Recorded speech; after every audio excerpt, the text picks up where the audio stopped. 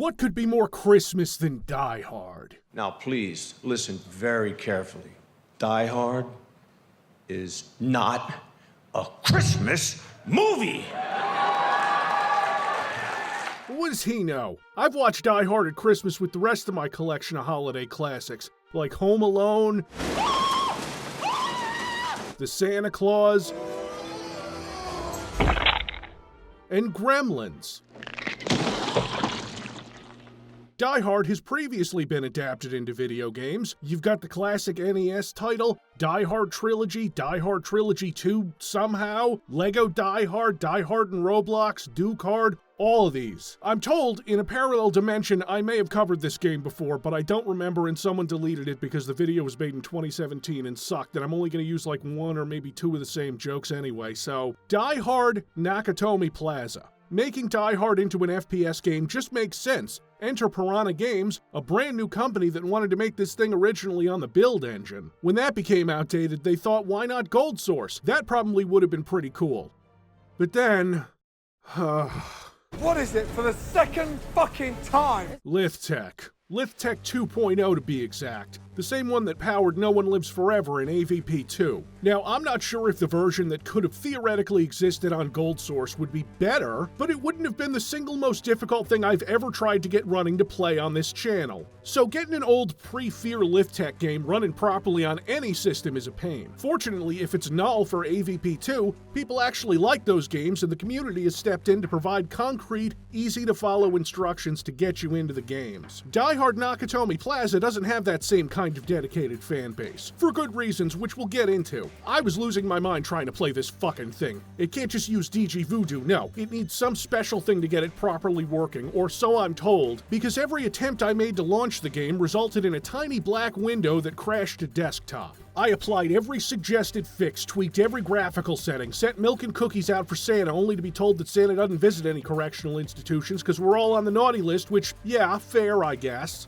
I had less trouble getting Creed to run on Windows 10. Not Battle for Savitar, though. I still haven't even gotten that to install, even on an XP virtual machine. Last time I played this, it was on Windows 7 and it was fine. Windows 10 though, black window, crash to desktop, no error log, and no shade to Piranha Games, they made the best part of Duke Nukem Forever, the multiplayer. And they reportedly didn't have the time or the staff to push this thing out in a particularly good state. They can't future-proof it, it's old Lithtech. I close background applications, restart my computer like a common tech support peasant. But that little window launches and dies every single time. I ask random people on the internet and they, bless their hearts, tell me to do what I've already tried.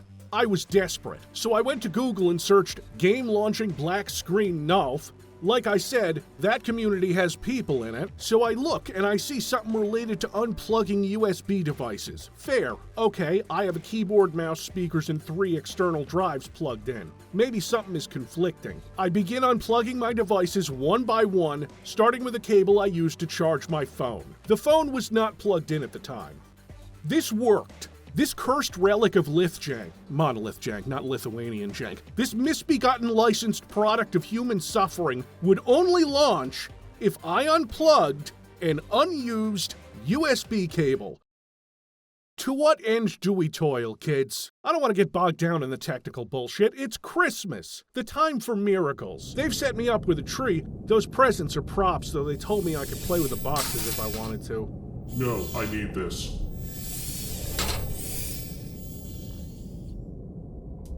Let's boot this thing up.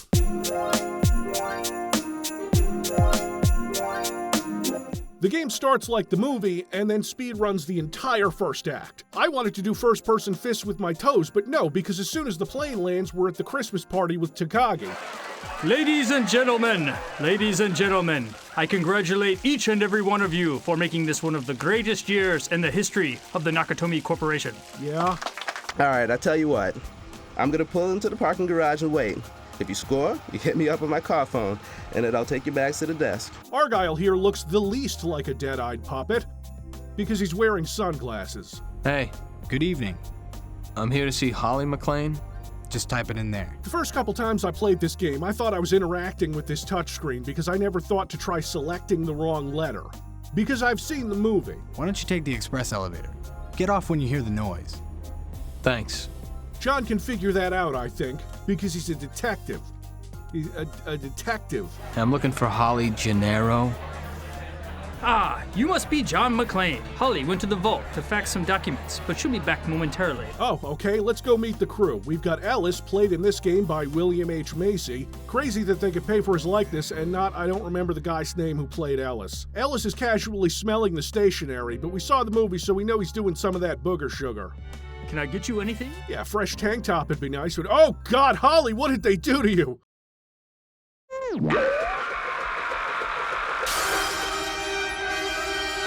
I hope that's not a hostage. This game kind of skips all the character beats, like McClane's marriage isn't even in question. They don't fight. The terrorists get off the truck and start shooting. Then it's just you, shoeless, in the bathroom. Oh, I'm sorry, no, because there are shoes right there. We gotta run. We can't engage because that's not how the movie goes. This game proves to me why Monolith didn't go for anything resembling a realistic style in those other games. So get ready for a lifeless reenactment of a movie you've seen, and you better have seen it, because otherwise some of this is gonna make no fucking sense to you. It still makes no sense to me, because here's Hans, right? Ladies and gentlemen. Ladies and gentlemen. He's addressing the party that only has one person in it. Due to the Nakatomi Corporation's legacy of greed around the globe, it is about to be taught a lesson in the real use of power. Now, where is Mr. Takagi? I don't know, Hans, he's the only person in this room with you that isn't one of your henchmen. He's real fucking easy to find. Oh, wait, never mind, there's 4 more people in this room, and I suspect none of these 3 are a Japanese businessman. It fades out here to the scene where Takagi gets killed. John's hiding there, right, but we don't see that, and Hans doesn't notice that, so... Why didn't you stop them, John? Because then you'd be dead too. A weird thing they do in this game is taking out a bunch of the cursing. Why the fuck didn't you stop him, John? Because then you'd be dead too, asshole. Did you think your game wasn't gonna get an M rating? Like, obviously you still get... Yippee-ki-yay, motherfucker. The voice actor doing McClane, Michael Blanchard, isn't bad. He did John McClane in Die Hard Vendetta for the GameCube, too. Alright, the real game starts now. Time to kill some terrorists.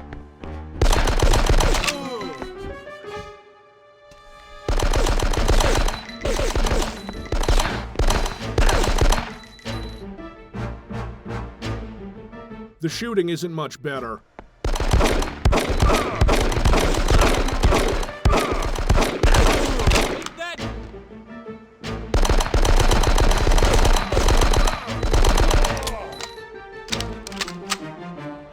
This is the MP5, like in the movie, except it recoils harder than the fucking LMG you get later. You see your health display down there? Yeah, you get 1 for your health, 1 for your stamina, and 1 for your mind. Because Die Hard Nakatomi Plaza isn't just a Christmas game, it's a cosmic horror game. You might lose your sanity completely. I've never seen that happen. And the stamina meter doesn't even have the problem where it doesn't last very long. It lasts a decent amount of time. It takes ages to recharge, and John pants like a goddamn dog when it's half depleted because he's a smoker. And you'll hear that panting. You'll hear it all the time. So this MP5 can't hit a goddamn thing and is best used while crouched. Kind of unpleasant, but it's gonna be your workhorse for the rest of the game, because you barely get any ammo for anything else. The fire has been called off, my friend.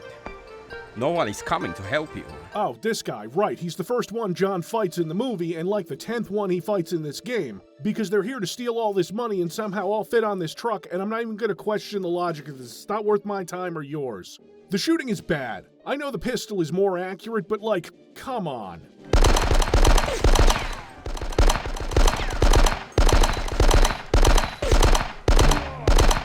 I do try the pistol still, but the enemies all tear you apart like you're made of wrapping paper. Their weapons are really accurate.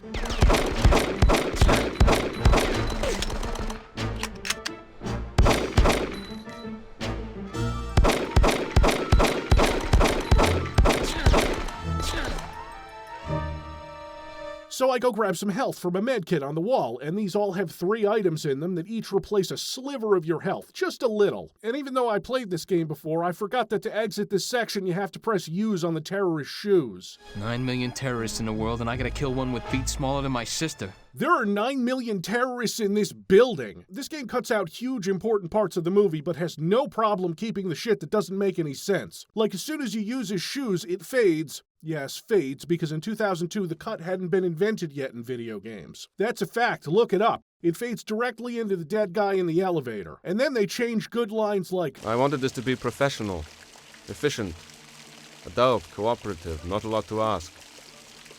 Alas, your Mr. Takagi did not see it that way, so he is no longer among the living. Alas, your Mr. Takagi did not see it that way, so he won't be joining us for the rest of his life. Way better line, drier, more indicative of Hans's character. They found more people for the party, though. I'm not entirely sure this game is finished. He's mine, now! You'll have it. Huh? That line made sense in the movie because he said, I want blood, you'll have it. like, what are we doing here? Almost done. The charges will disable all the elevators except for the service elevator.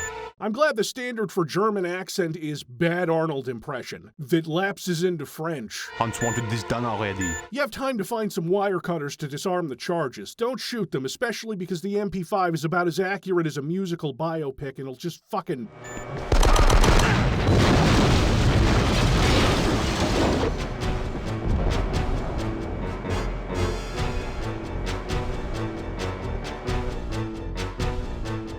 And you seem to have a time limit. I don't know what the time limit is, but when I snipped this bomb at about the 2-minute mark, the next one exploded.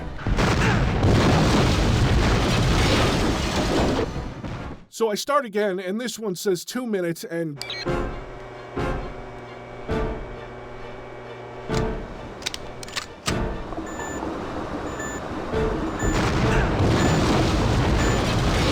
So I realize I'm just gonna have to start the whole level again, so I do.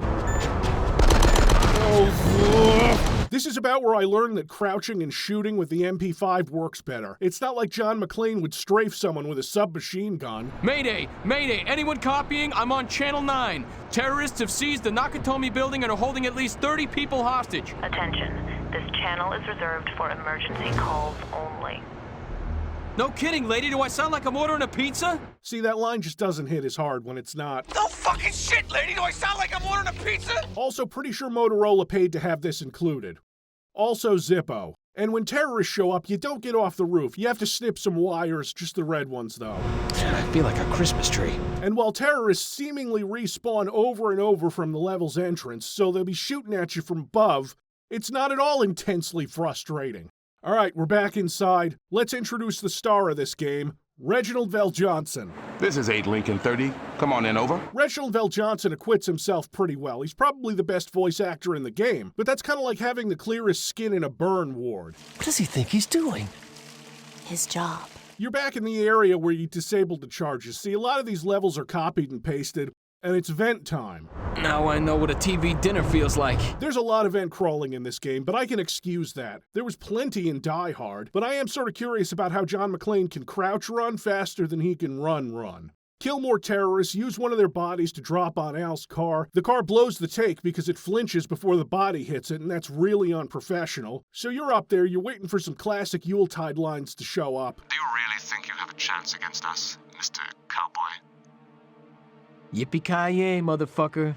Yeah, and then like in the movie, he ducks into the stairwell and disappears, outmaneuvering the bad guys again, getting all... Hey, anyone? Anyone out there? Argyle?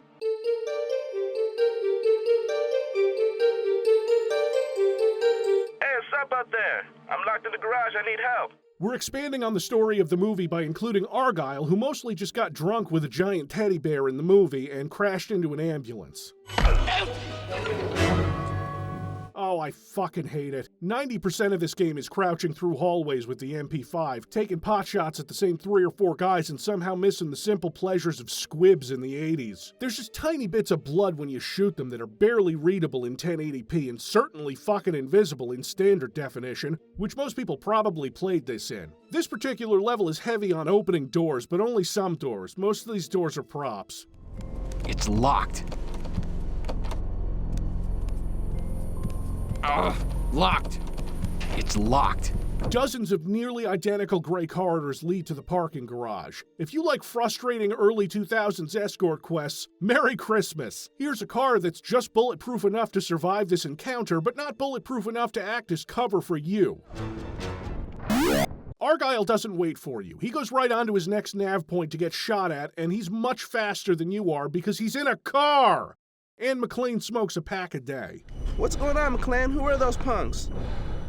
Terrorists. They've taken hostages, but I managed to slip out. They know I'm around, though, and they're trying to hunt me down. Damn. I really do hate the combat in this. The mouse movement is weird enough after I've done everything in my power to fix it, and the enemies, despite using the same weapons you have, are all more accurate, so I sit back here with a pistol to take these guys out. So I sit back here behind cover to take out these... The thing about this game is that every enemy you fight is basically the same. It doesn't really matter how strong of a weapon they have, because the weak weapons tear you apart too. So for the sake of the audience, I'm going to skip to a part where I'm not just doing awful shooting in gray corridors. Alright, in this game's defense, I do get to lock a guy in a freezer, which is better than nothing.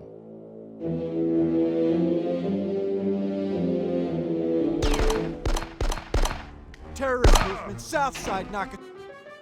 Oh, you motherfucker.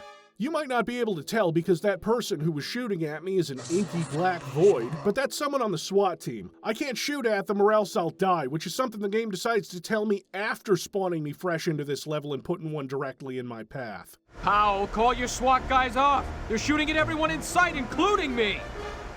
Run. Get the hell out of there. Call you guys off or I'll start returning fire. You return fire at them and you know as well as I do you won't make it. No, asshole, I didn't know that because you didn't tell me and this game looks like shit! Health pickups become a lot more scarce starting around now, and the enemy's habit of being able to ignore any kind of cover between you means that you're going to be losing a lot of it. I use the AUG, that fun weapon Carl's carrying everywhere, which has a sniper scope. Easily the best weapon in the game, so you get no ammo for it. Once I've made it through these gray corridors, we discover another section the designers have added to pad out the movie. Look, it can't be John sitting around finding Twinkies in a drawer. We need more action. And that means... Oh, you son of a bitch. You know what Die Hard was missing? A shot-up, battered John McClane swimming through human waste. Bullets, bombs, helicopters? They can't stop him. But sepsis might. Like, obviously he can't hold his breath for very long. These are very bad for you.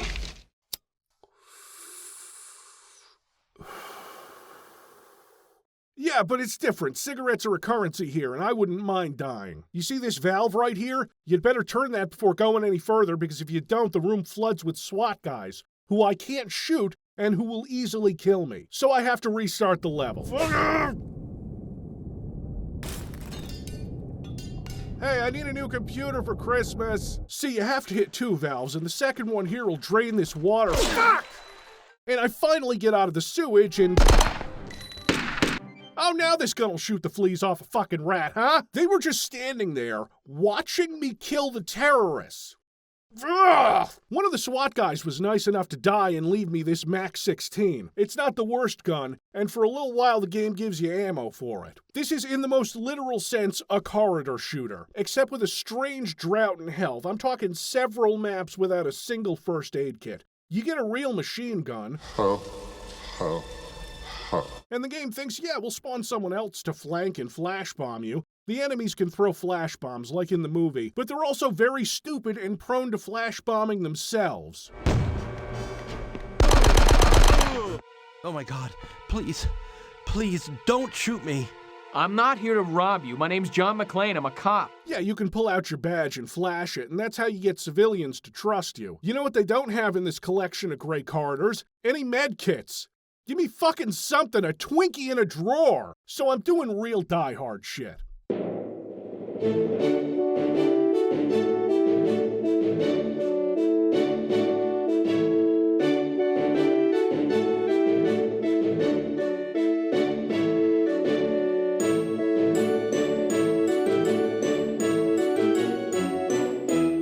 If you didn't like the escort mission you just had, don't worry. Here's another one where you have to keep this guy alive as the building is burning. We're not at the end yet, where the building's on fire. This is recreational arson. Why would you hide there? I need to get a fire extinguisher that John holds like a gun. If you're playing this for the first time, you will notice that it runs out. You'll notice this the very first time you use it. And because this is an escort quest, that's right, you're reloading a save because this guy needs to get out of here for you to progress.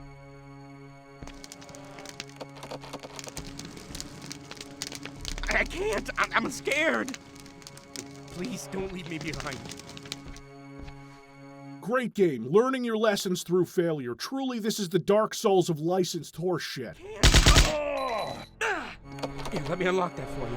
And if that didn't piss you off, you have to defend him as he opens an elevator that he then fucking dies in.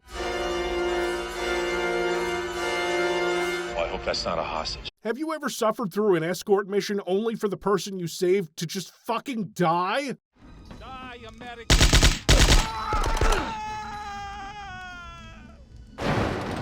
Oh, right, because the cutscene doesn't stop the gameplay, I am also now dead. Right, alright, I guess I'll get out of here. I'm gonna go upstairs.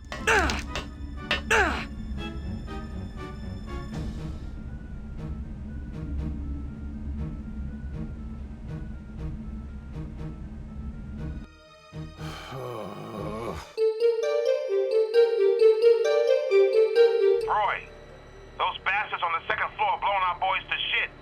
Can you stop them somehow? What can I do, man? I'm sure not going down there. What about that C4 you said was around? Drop it on them or something. No, wait, hold on. So in the movie, John drops this chair of C4 down to that floor. It's a big explosion. Now, this guy... Deputy Chief of Police Dwayne T. Robinson, and I am in charge of this situation. Standard asshole police chief type who really hates when McClane does this. I don't know who in the hell you think you are or what you're doing, but you just destroyed a building. And this game, to give us more sweet Reginald Vell Johnson, has Powell come up with the idea to do this. And tell McClane over the radio. Likely right next to Robinson. And I'm not just guessing that. They show them right there, outside Nakatomi, where all the police car is gathered. This is kind of like seeing Die Hard if that movie had no budget. When this game doesn't bore you with gray corridors and mediocre shooting, it speed runs through the beats of Die Hard like they don't have twice as much time to tell the story. The Ellis scene is easily the worst. See if you notice any issues with this. Ellis, you shouldn't be doing this. Tell me about it. They want you to tell them where the detonators are. They know people are listening. They want the detonators or they're gonna kill me. Ellis, I can't do that. John, I think you could get with the program a little, huh? Between the bugged letterbox fading in and out and the overwhelming sound of what I assume are computers attempting to run Borderlands 4, this is the trashiest, ugliest cutscene in the game. So I can barely hear this line that they added in. Sorry, Ellis, I tried. So we leave that room and get another addition to the story. Ellis just died, John's really sad about it, so the SWAT guys have somehow made it to the 23rd floor and won't shoot you. They will, however, help you out by having superior firepower and getting killed anyway. Thanks for the 5.56 rounds, friend. The FBI shows up, and please, for the love of God, leave a comment telling me what they're supposed to be standing in front of. All I can see is Ardboard Wrap Pillar Needs. Call Apogee! Say Ardboard! I swear this has the spirit of a Lithtech 1 game, in that it's clearly not finished. Who knew 2 engine changes could cause so many... See, a lot of these areas are copied and pasted because the whole game takes place in one building. And a sewer. So you're headed for the roof again. Who are you? Are you one of them? Please don't kill me. What? Come with me if you want to stay up. This fucking game uses lethal force to stop me from breaking canon. I know this is Hans, and McClane knows this is Hans. The game, however, hides his face until this moment. Now, I don't get very worked up about stupid shit, but this really annoys me. Like, this game would be practically incomprehensible if you haven't seen Die Hard. Also, who hasn't seen Die Hard? So trying to pull this on you is ridiculous. It has a 0.0% chance of working on people who aren't blind. And the blind, as far as I know, do not play video games. Pal, I've secured another hostage. I'm taking him someplace safer for now. I hear you, but be careful, John. You're responsible for that hostage's safety. Why? He's just gonna die anyway, in a very similar way to the last guy. Put down the gun and give me my detonators. Bill, you speak German? Yeah, we know what happens. Oops. No bullets. You think I'm fucking stupid, Hans? You were saying? Shoot the glass. You don't need to add the shoot the glass line, I just...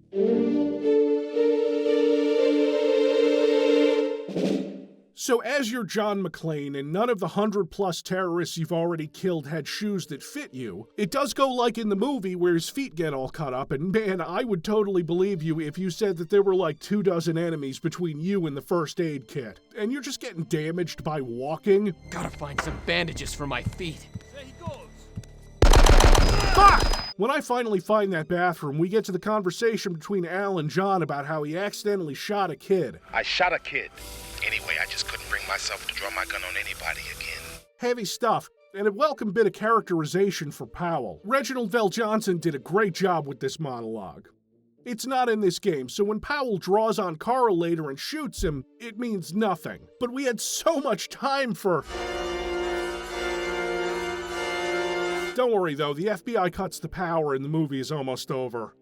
The game, though, needs you to go through the labs and save the president of Nakatomi. This is the nicest part of the game. It's slightly different from everything else, you know, and you get to gas some bad guys. Things are happening in it, and it kind of feels like a video game instead of the gray corridors. They're gray rooms with some design and nice touches. I don't know how this guy got pulverized in this machine, that's cool. Anyway, you're a die enough hard to rescue the president. My name is Ozu. I am the president of Nakatomi Corporation. They wanted me to turn the power back on. Evidently, they couldn't find the unmarked door down there in the dark. Wait, it's not even here? Then why the... What? So it's gray corridor time again. We're back in the basement, just darker. Here's what that's like. It's locked. Locked. Locked. We don't turn the emergency power on. We ride an elevator up to the top floor again, where it's the same place we visited before, except dark. It's just that we discover Carl and that the building is wired to blow. Now, Carl, he's probably the most vicious fight in the movie. We are both professionals, but this is personal. What?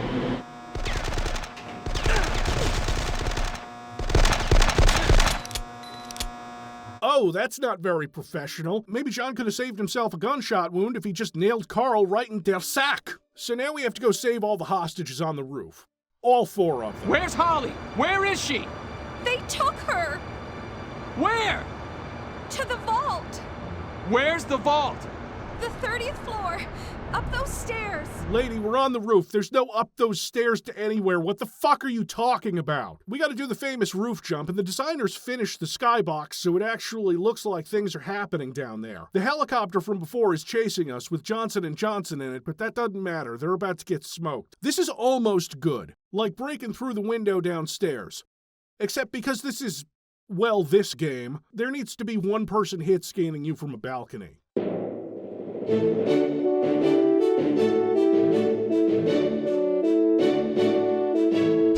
That's what this is all about, a fucking robbery? Yeah, right, I forgot. They're not terrorists, they're thieves who are gonna split $640 million in negotiable bearer bonds. like 300 ways. A little over $2 million apiece. Not that much for all the effort. The final boss is Hans, and he's way harder to deal with than in the movie. Still the cowboy, Mr. McClane. Are Americans all alike? Well, this time, John Wayne does not walk off into the sunset with Grace Kelly. You'd have made a pretty good cowboy yourself, Hans. Yeah, Hans. Pretty good cowboy.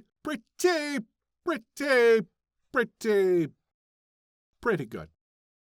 Look, sometimes his VO leans a little hard into the New York accent, you know? What was it you said to me before? Yippee-ki-yay? Oh, he doesn't even add motherfucker? I guess you really can't beat Alan Rickman's delivery. Motherfucker. So the boss fight is hiding behind cover and shooting Hans when Holly lightly pushes him. You do this until he's in front of a window and he falls into the blue void, and the last cutscene plays with my AUG still on screen. Oh, god damn it. John McClane, I presume. You guys remember when McClane and Powell did a man hug and you really felt that these two had gone through some shit together? Well, we don't have the tech for that, so here's him and your dead-eyed wife, and Powell shoots Carl, and Argyle got his limo fixed mostly, and then a shitty MIDI version of Ode to Joy plays. This game has the budget of my dumb YouTube show. You know what? Christmas is ruined. Again. Merry Christmas, CV11. Wait, you actually got me something. We are mandated to provide a base level of cheer during the holidays. Please enjoy this. I've recovered the rest of your brain from waste processing.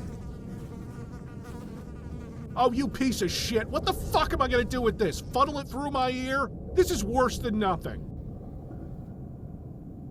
Do you have a funnel or not?